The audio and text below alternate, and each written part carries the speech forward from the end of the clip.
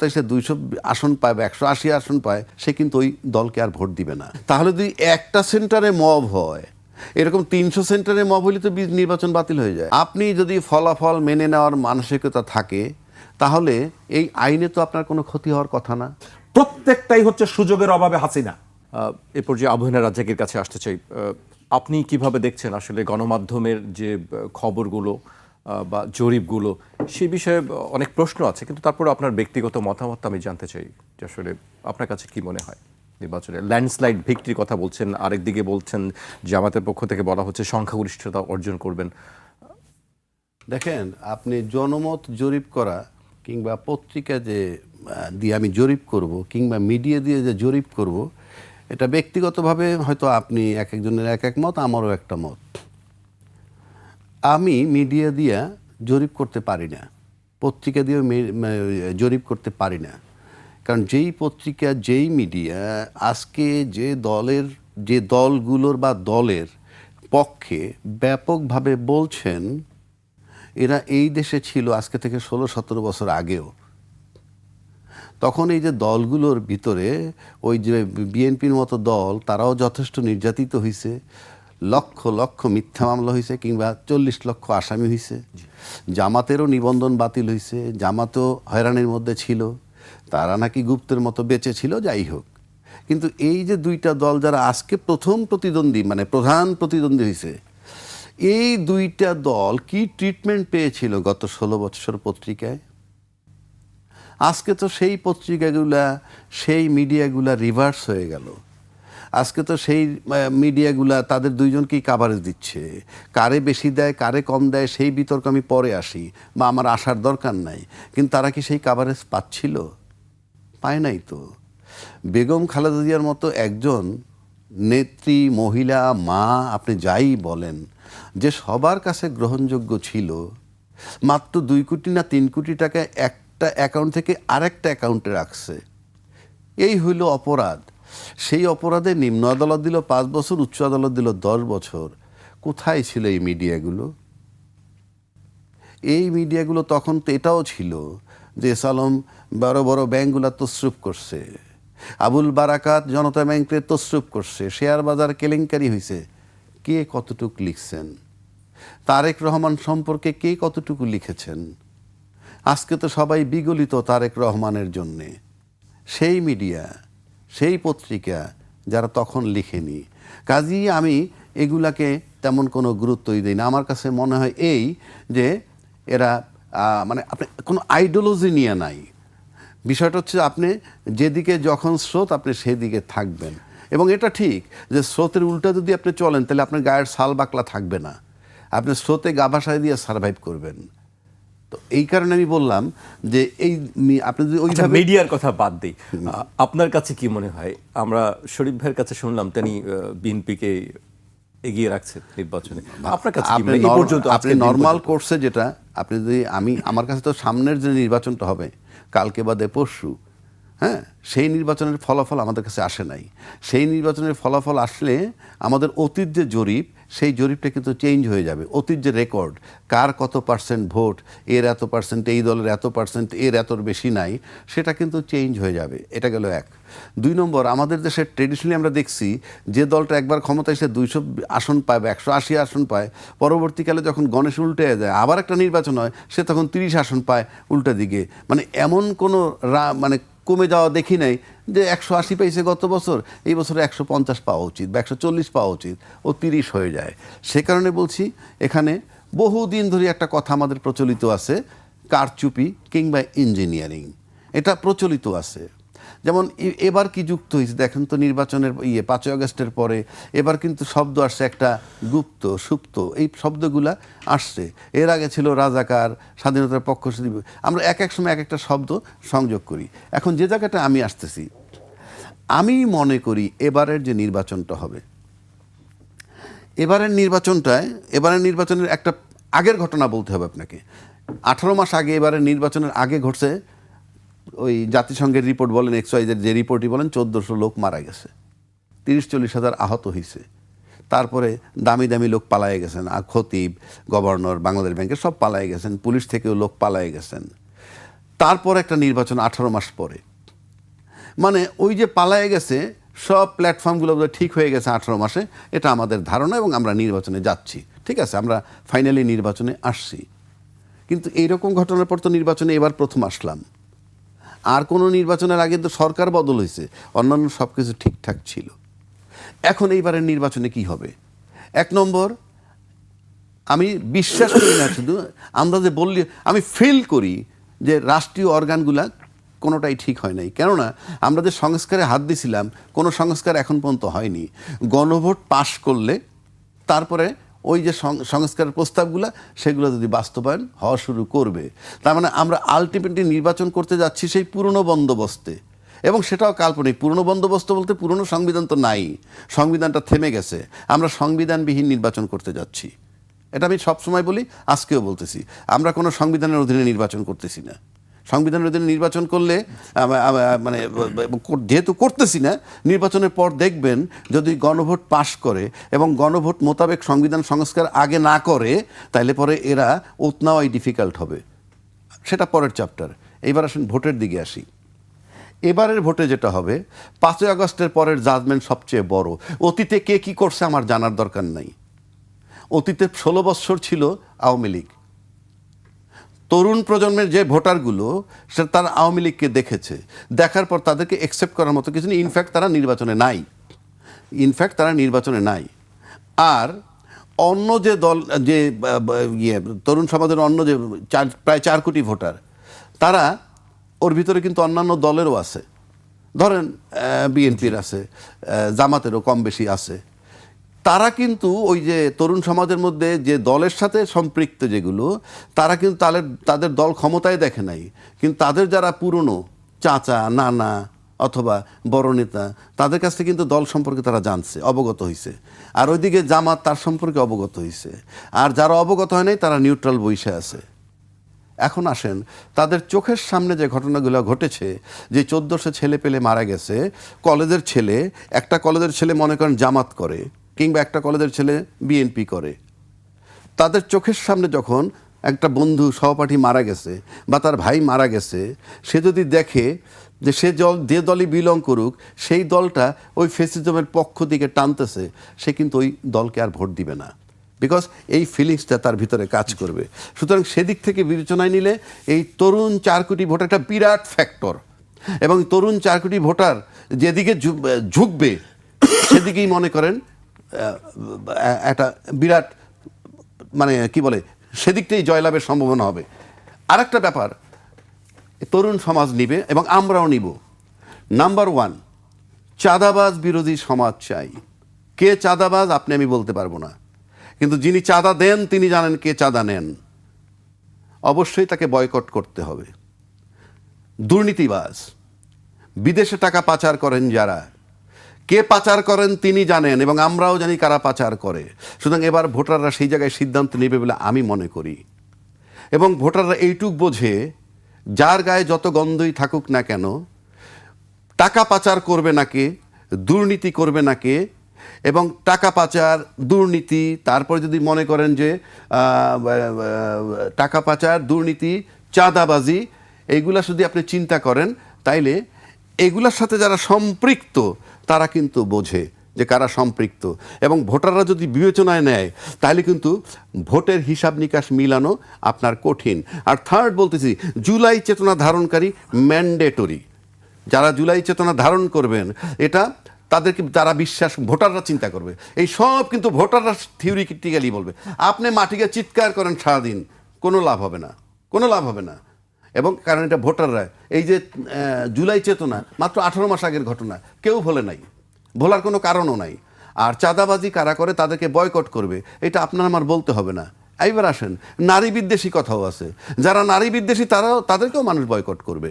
কিন্তু প্রশ্ন হচ্ছে, ভোটাররা তাদেরকে নারী বিদ্বেষী বিশ্বাস করতে হবে, যে নারী বিদ্বেষী বিশ্বাস করতে হবে, চাঁদাবাজি বিশ্বাস করতে হবে, তারপর দুর্নীতিবাজ বিশ্বাস করতে হবে, তার উপরে সিদ্ধান্ত নিতে হবে।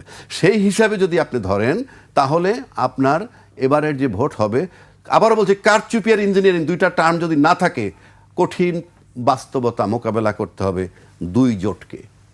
জি, আপনার কাছে আমি আবারও আসবো। এই পর্যায়ে আমি শরীফ ভাইয়ের কাছে আসতে চাই। শরীফ ভাই, আমরা বিএনপির পক্ষ থেকে একটি বক্তব্য আজকে দেওয়া হয়েছে, আমি সেটি উল্লেখ করতে চাই। বিএনপি নির্বাচন পরিচালনা কমিটির মুখপাত্র মাহাদি আমিন বলেছেন, যারা সারাক্ষণ সততা, দুর্নীতির বিরুদ্ধে অবস্থান এবং ইনসাফের বয়ান তৈরি করেন, তারাই যদি নির্বাচনে মাঠে টাকা দিয়ে ভোট কেনার চেষ্টা করেন তাহলে সেটি অত্যন্ত লজ্জাজনক। এ বিষয়ে খোদ ওই দলীয় প্রধানের আসন ঢাকা 15-তে তার জন্য দাঁড়িপাল্লার ভোট চাইতে দলটির অন্যতম শীর্ষ আইনজীবী নেতা যেভাবে প্রকাশ্যে টাকা দিয়েছেন এবং ভোট কেনার চেষ্টা করেছেন, সেই ভিডিও ইতিমধ্যে দেশব্যাপী ভাইরাল হয়ে তুমুল সমালোচনার জন্ম দিয়েছেন। তিনি বলেন যে দলটি প্রতিনিয়ত দুর্নীতির বিরুদ্ধে কথা বলে, তারাই যদি ভোটের মাঠে দুর্নীতির মাধ্যমে টাকা ছড়িয়ে দলীয় প্রধানের আসনসহ দেশব্যাপী এভাবেই জনগণের ভোট কিনতে চায়, তাহলে এর চেয়ে বড় দ্বিচারিতা ও নৈতিকতার লঙ্ঘন আর কি হতে পারে। যদিও তিনি এই ঘটনার পরে ক্ষমা চেয়েছেন, দুঃখ প্রকাশ করেছেন এই ঘটনায়। গতকালকের এটি খুব আলোচিত একটা বিষয়। প্রথমত, মানুষ মানুষকে সহযোগিতা করে সামর্থ্য অনুযায়ী আমরা সবাই করি, এবং সেই অনুযায়ী তিনি করতেই পারেন। একজন মানুষের সাথে দেখা হলো, তার অভাবের কথা শুনলেন, তাকে 1,000 টাকা দিলেন, অথবা তার সামর্থ্য যদি থাকে 50,000, 5 লাখ টাকা দিলেন, এটি তিনি দিতেই পারেন। কিন্তু যখন তার হাতে লিফলেট দেখা গেছে নির্বাচনী প্রচারের মধ্যে, এটি ওই ব্যারিস্টার সাহেব না হয়ে একজন ডক্টর সাহেবও যদি হতেন, তার ক্ষেত্রে একই কথা প্রযোজ্য হতো। আপনি যখন নির্বাচনী প্রচারটা চালাচ্ছেন এবং একটা প্রতীক হাতে আপনার আছে, আমি দেখতে পাচ্ছি আপনি একটা পক্ষের প্রতিনিধিত্ব করছেন সেখানে, তারপর আপনি যে কায়দায় হাতের মধ্যে 1,000 টাকা গুজে দিচ্ছেন, সঙ্গত কারণে যে কোনো মানুষ এর মধ্য দিয়ে তিনি তার আগ পর্যন্ত তার ভাবনাটা যাই থাকুক না কেন, তিনি কিছুটা হলেও প্রভাবিত হবেন, এবং এটি নির্বাচনী আইন অনুযায়ী শাস্তিযোগ্য অপরাধ।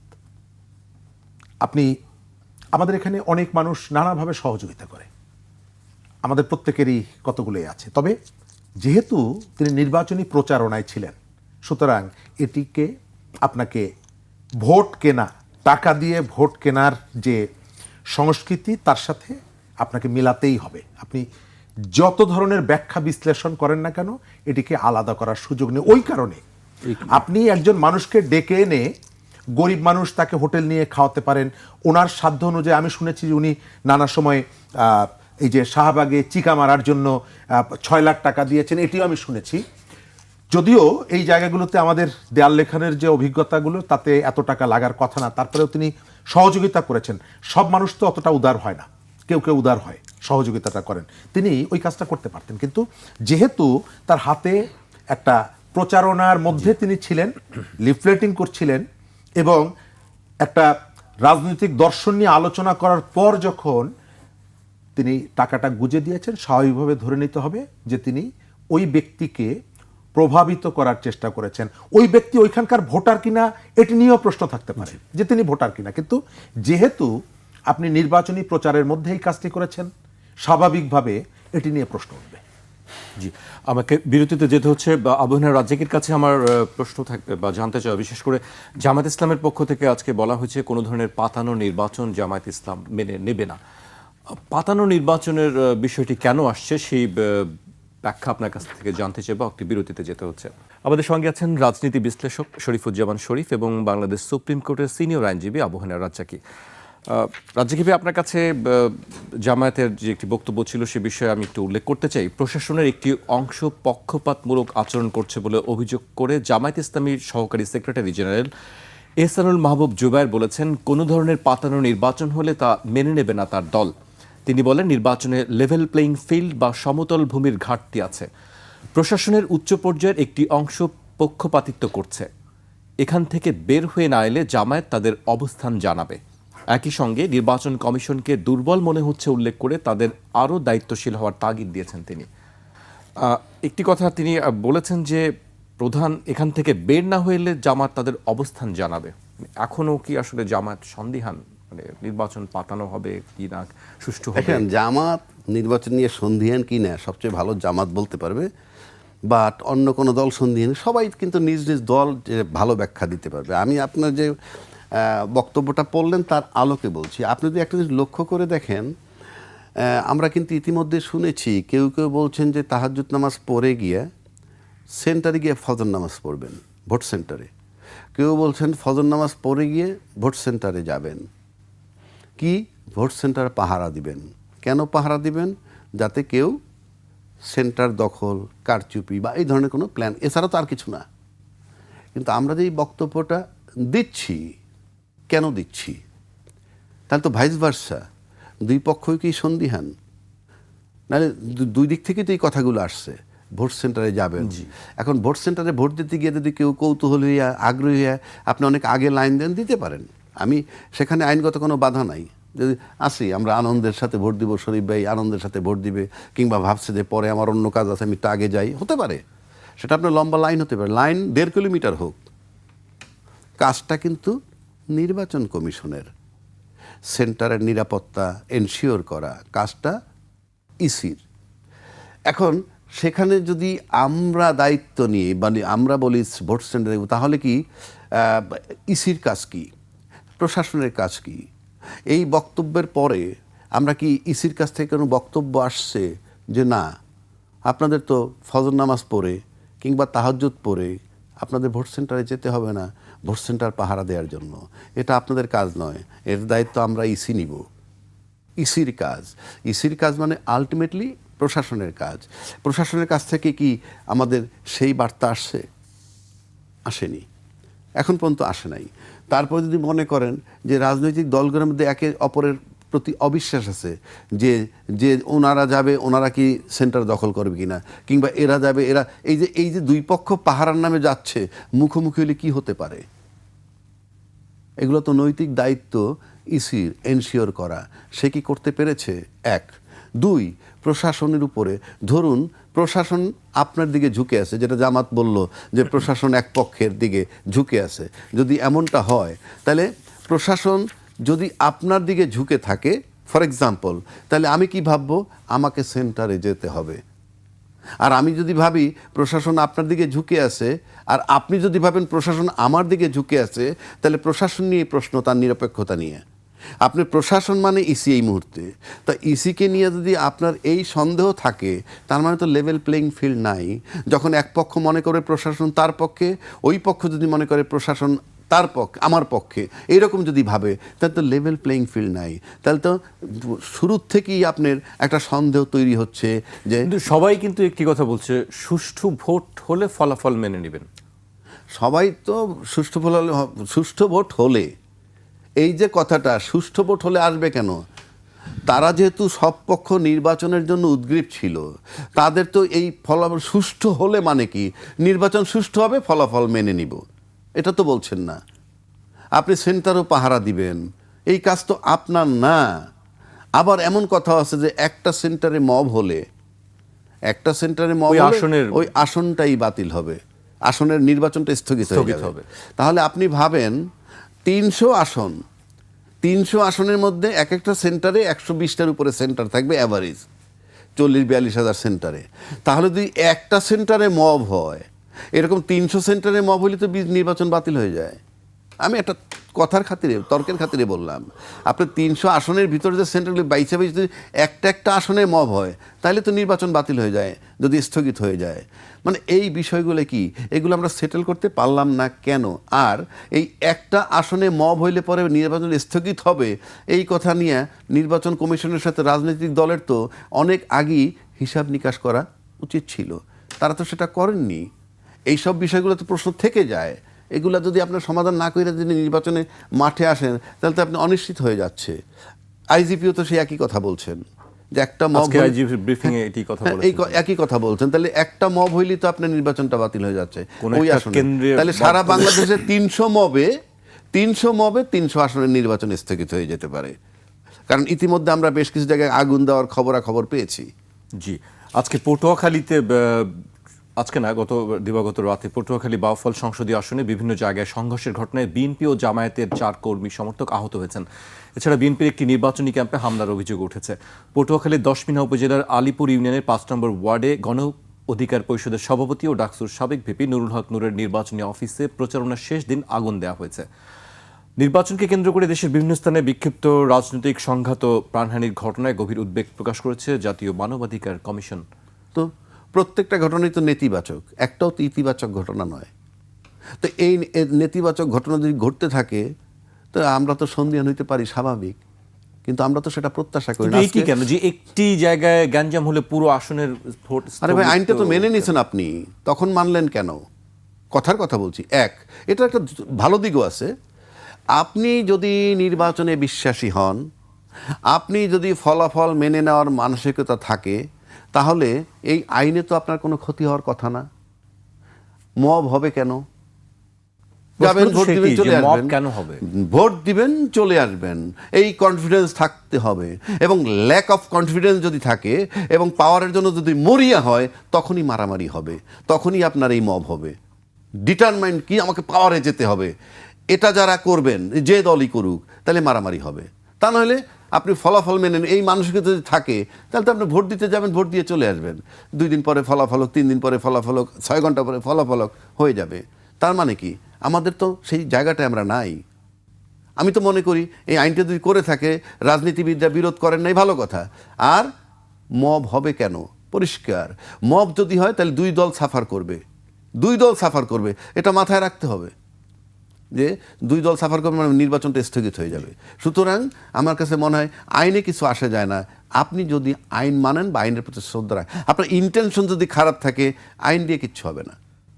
আপনি আইন না মানলেই মব, আর মব হইলে বন্ধ হয়ে যাবে। আমার তো মনে হয় যে আমি যে লক্ষণ দেখতেছি তাতে এখন পর্যন্ত শুভ কিছু দেখছি না। কারণ এই যে আগুন দিল, এই অমুক জায়গায় জ্বালাই দিল, ওই জায়গায় বাধাপ্রাপ্ত, এই যে এই ঘটনাগুলো, আশঙ্কার কথাটা কিন্তু প্রধান উপদেষ্টা একবার বলেছিলেন যে হঠাৎ আক্রমণের আশঙ্কা, নির্বাচন বানচালের চেষ্টা। আমার স্পষ্ট মনে আছে যে এখন বক্তব্য প্রধান বলেছিলেন। উপদেষ্টা বলতে পারেন, কিংবা যারা বড় বড় রাজনৈতিক নেতা আছেন, তারা তো ফার্স্ট হ্যান্ড ইনফরমেশন তাদের কাছে থাকে, তারা খুব ইন্টেলিজেন্স রিপোর্টের খুব কাছাকাছি থাকেন। আমরা তো তাদের বক্তব্যের আলোকে বক্তব্য দিচ্ছি। সুতরাং আমি মনে করি আইন খুব একটা ত্রুটি করে নাই। If your intention is good, vote হবে, জাস্ট ভোটটা দিয়ে বেরিয়ে যাবেন। ওখানে কোনো গ্যাদারিং হওয়ার কোনো সুযোগই তো নাই। আপনি লাইন ধরে ভোট দিবেন, ভোট দিয়ে চলে আসবেন। কিন্তু ভোটের আগেই আমরা দেখলাম নেত্রকোনার সদর ও পূর্বধলা উপজেলায় একাধিক ভোট কেন্দ্রের বুথ কক্ষে আগুন দেওয়া হয়েছে। সোমবার দিবাগত রাতে দুর্বৃত্তরা এসব কেন্দ্রের বুথে আগুন দেয়। সেটি একটি খবরে বলা হচ্ছে, আমরা আপনি ছবিতেও বলেন এই দেখেছি। দুর্বৃত্তরা কারা? আমরা তো চিনি না, বাট দুর্বৃত্তরা কারা? কোনো ইন্ডিভিজুয়াল যার কোনো দলের সাথে সম্পৃক্ততা নাই, যে কোনো গোষ্ঠীর না, কিংবা সে কোনো ইন্টেলিজেন্স সেক্টরের লোক না, কিংবা কোনো পুলিশের লোক না, এই ধরনের লোক ছাড়া, মানে আমি বলছি বিশেষ করে রাজনৈতিক দল যদি আপনি ধরেন, একটা ইন্ডিভিজুয়াল তো এই প্ল্যান করবে না। এই প্ল্যানগুলো হলো রাজনীতি যারা করে তাদের ভিতর থেকে আসে, যাদের ভিতর ডাউট থাকে, সন্দেহ থাকে, তাহলে আপনি আসবেন। কিংবা নির্বাচনটা যারা বানচাল করতে চায়, কারা করতে চায়, নির্বাচন হইলে জয়লাভ করবে কারা, নির্বাচন না হইলে জয়লাভ করবে কারা, এটা তো অ্যাসাইন নিশ্চিত কিছু না। যদি আপনার কনফিডেন্স থাকে আমি ভোটে জিতবো, তাহলে মানে 2 পক্ষেরই কি কনফিডেন্সের অভাব আছে?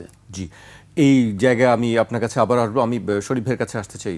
একটি প্রশ্ন তুলেছেন রাজ্জাকি ভাই যে 2 পক্ষেরই কি কনফিডেন্সের অভাব আছে, নাকি আসলে 2 পক্ষই ওভার কনফিডেন্সের জায়গা আছে যে আমরাই সরকার গঠন করব, আমরাই জয়ী হব?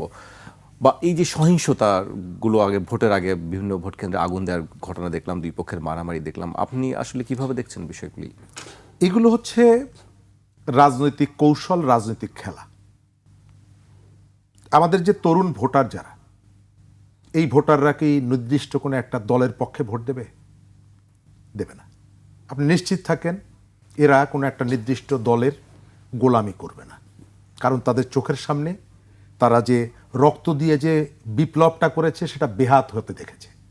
তাদের এই রক্তকে বিক্রি করে কিছু কপটদক্ষহীন মানুষকে কোটি কোটি টাকার সম্পদ অর্জন করতে দেখেছে।